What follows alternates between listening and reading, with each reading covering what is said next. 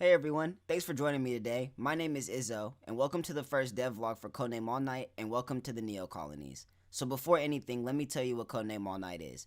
CodeName AllNight is meant to be a side-scrolling random gen shooter that uses features like base building and crafting in order to allow for deeper interaction with the world.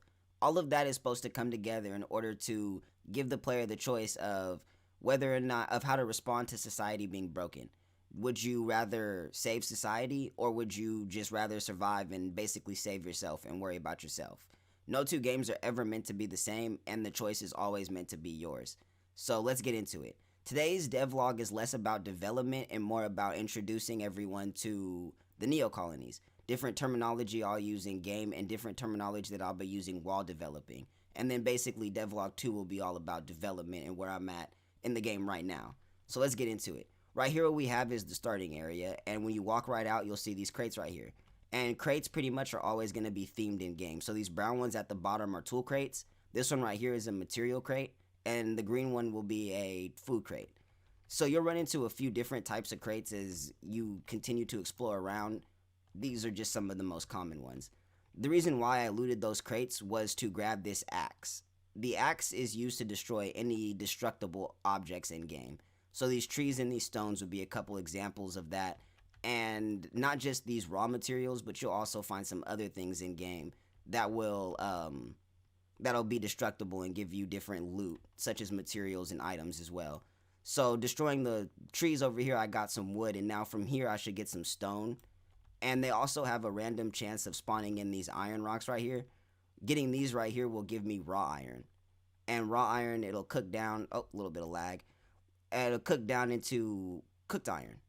And cooked iron, stone, and wood, those are the three materials that pretty much make up the base of CodeName AllNight.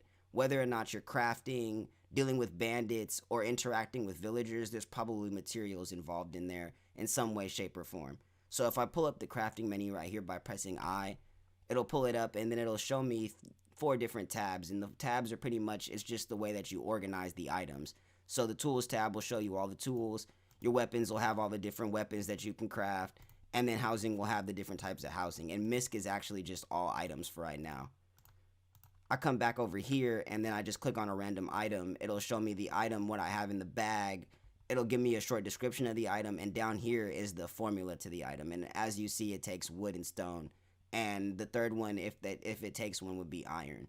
So pretty much, like I said, materials are the base of the game. So what I'm going to do now is pretty much just finish collecting all the materials over here, run around a little bit, let it get to nighttime where I got some more stuff to show you guys. And yeah, so I will see you tonight.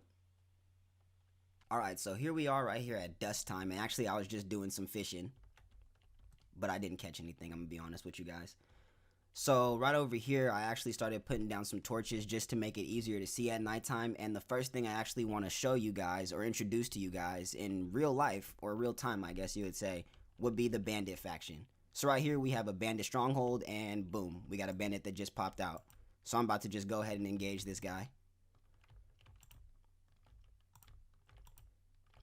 At first it takes a lot of bullets to kill them just because, you know, you're starting off, but once you start progressing more through the game, that's when you'll get stronger, basically.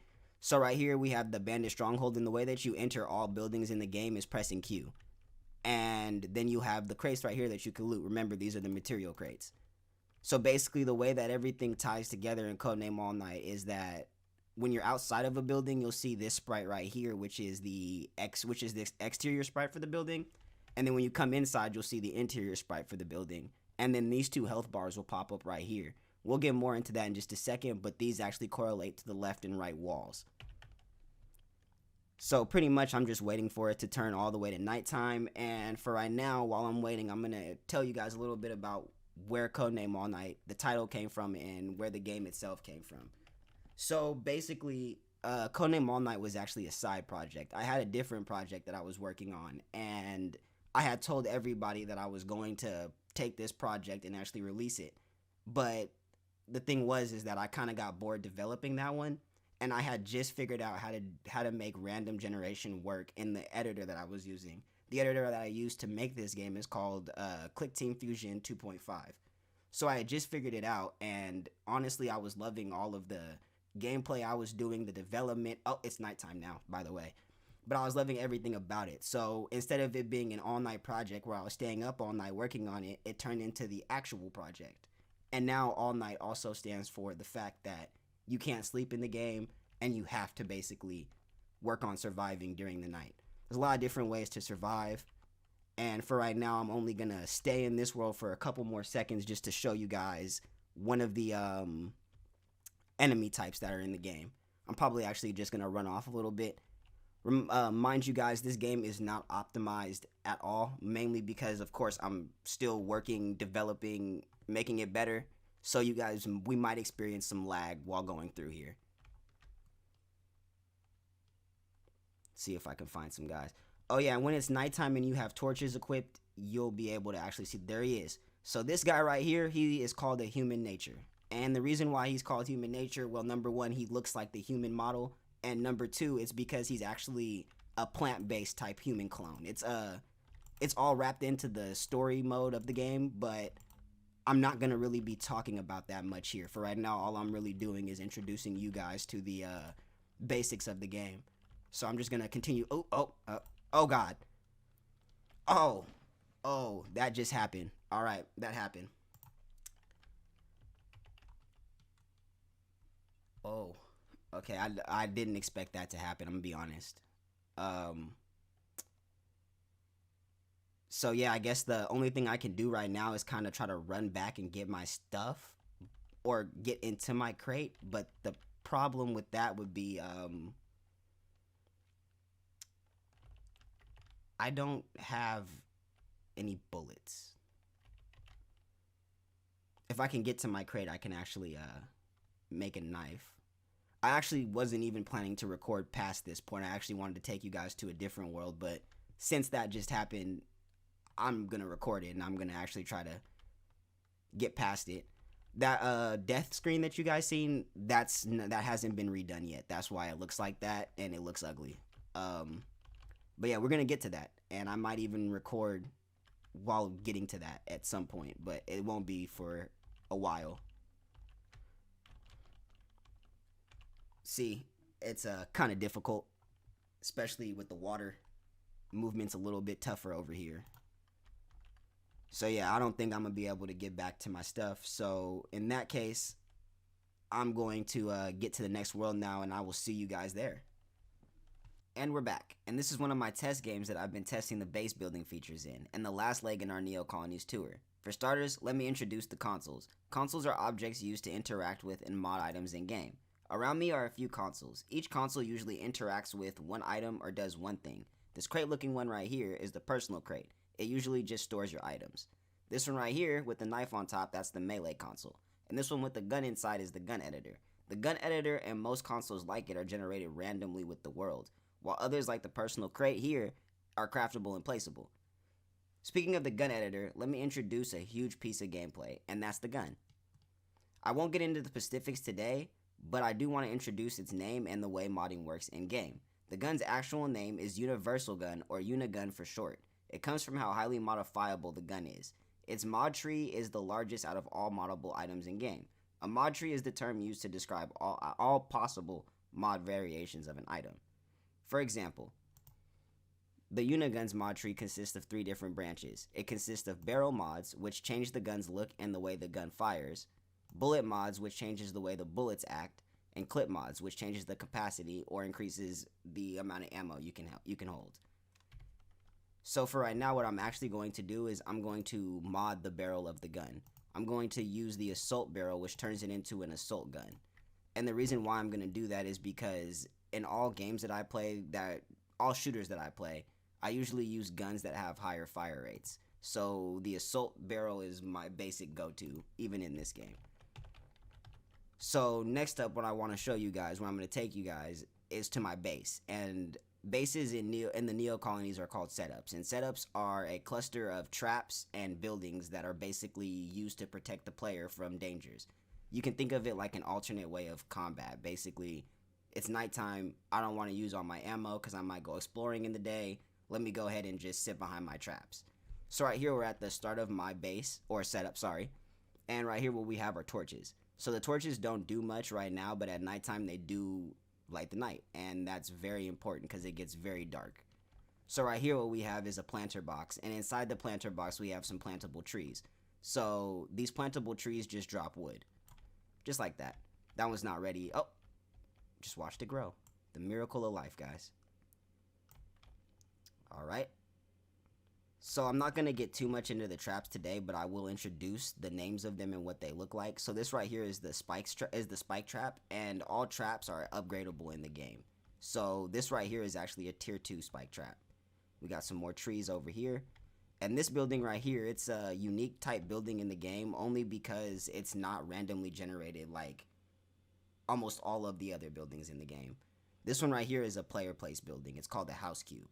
And the reason why it's called the house cube is because before it gets to looking like a real in-game house, it's just a cube. So you can see you can go inside, all that good stuff. Right here what we have are some more plantable objects. These aren't the same thing. These are cherry trees right here, used to basically replenish the player's food. That's if you decide to base build, or even if you do run around and you just have like a little pit stop place that you have, you can just set stuff up to grow, you know, continue playing. So I'm just going to go ahead and replant those real quick, some base management. And right here we have another spike trap and a fire fence. So these fire fences right here, they actually slow the movement of the enemy and they set them on fire. Fire fence is in the name. And then here we have a wall trap. Oh, sorry guys, a wall trap. And this is a tier 3 wall trap actually. This the tier 1 and tier 2s, they don't actually do any damage. It's only the tier 3 with the spikes sticking out that does damage to the enemies. So the next thing I want to show you are 2 more consoles, and this one right here is the Campfire, and this is the furnace.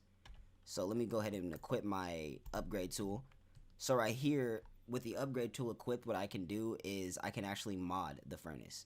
So certain consoles in game are moddable. I actually plan to mod all of them, but only 2 right now are moddable. And the melee console that you guys seen back there, that was one of them that is the product of modding one of the consoles. So if I come over here with my upgrade tool out, it'll pull up an UI when I hover over a moddable console. And this one right here is the Campfire, and it will actually mod it into the furnace for me. So that way I can cook wood and iron. And they're kind of in the same class. So basically I can cook food at this one, and then at the other one I cook wood and iron. And then when you have one that's already been modded, it'll let you know it can't be modded again. So let me take you guys to the furthest part of the base. This is really where my setup is actually at, because I see that I found that the enemies come more from over this way. So I just try to make sure to protect my back while I'm gardening and farming and whatnot. So the last thing I actually wanted to show you guys is the house cubes and how they actually work. So I'm going to take you to the crafting menu, and right here we have different tabs. It's organized by item type. So we have all our tools here, weapons that are craftable here, housing stuff that's craftable, and anything. Basically the misc is just all of the items together. So right here I'm going to craft a tier 1 house cube, and the tier 1s go first, and then the tier 2s are right here. So there's a big difference between the tier 1s and tier 2s, but it's not actually in game yet. But these ones, the tier 2s, do have special properties, which is why they require way more. So I'm just going to go ahead and create a basic tier 1 house. And then I'm going to throw that in my inventory right here. I'm just going to come right next door and place it. Let me go ahead and kill this cow first. He's in my way. Collect that. And it's like a good place to place it.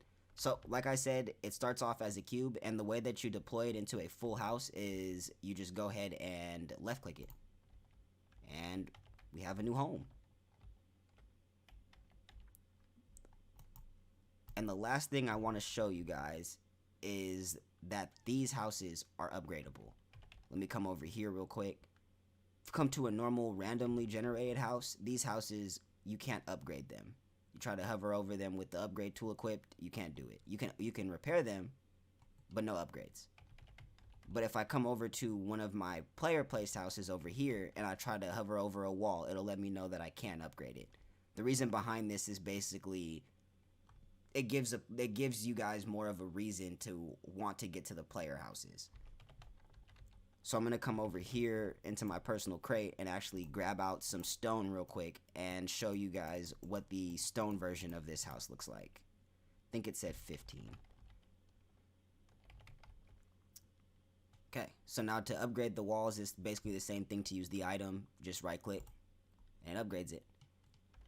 The background or the interior background that I used, the coloring, it's supposed to kind of match the coloring of the exterior. So when I come out, that's what the stone texture looks like, and here's the wood texture.